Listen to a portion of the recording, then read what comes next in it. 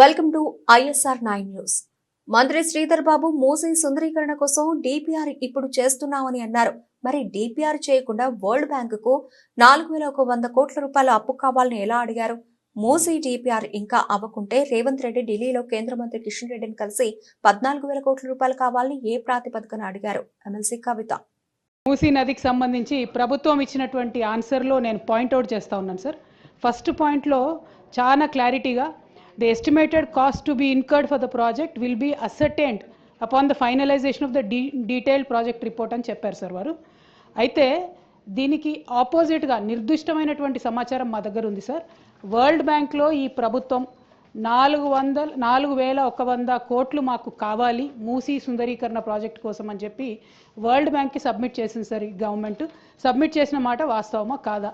చేసుంటే అది ఏ తేదీన చేశారో ఇంపార్టెంట్ సార్. ఎందుకంటే ఇవాళ 16వ తారీఖు, ఇవాళ 17 డిసెంబర్ సార్.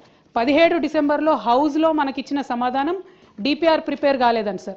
మరి వీళ్ళు వరల్డ్ బ్యాంక్లో డిపిఆర్ ప్రిపేర్ కాకుండా 4,100 కోట్ల లోన్ కావాలని ఎప్పుడు అడిగారు? ఆ డేట్స్ ఏంటి దయచేసి ప్రభుత్వం క్రిస్టల్ క్లియర్గా ప్రజలకు చెప్పాల్సినటువంటి అవసరం ఉంది సార్.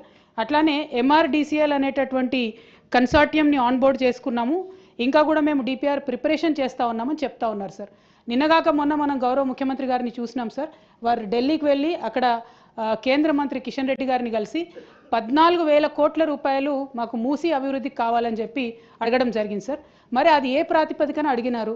మీకు డిపిఆర్ లేకపోతే మూసీ దగ్గర మీరు 14,000 కోట్లు ఏం ప్రాజెక్టుల కోసం అడిగినారు, ఎందుకోసం అడిగినారు? మరి ఒకవేళ అవి రెండు వాస్తవం అయితే సీఎం గారు 14,000 కోట్లు అడగడం, అట్లానే వరల్డ్ బ్యాంకుకి మీరు అడగడం వాస్తవం అయితే మరి ఇక్కడ మమ్మల్ని తప్పుదోవ పట్టిస్తున్నారా? సభ సాక్షిగా మీరు తప్పుడు సమాచారం ప్రజలకు సభ్యులకు ఇస్తున్నారా? ఇట్లా ఇచ్చినట్టయితే అధ్యక్ష మేము మా పార్టీలో కూడా డిస్కషన్ చేసుకుంటాం అధ్యక్ష. ప్రివిలేజ్ మోషన్ కూడా అవసరమైతే ఆలోచన చేసి మూవ్ చేస్తాం అధ్యక్ష.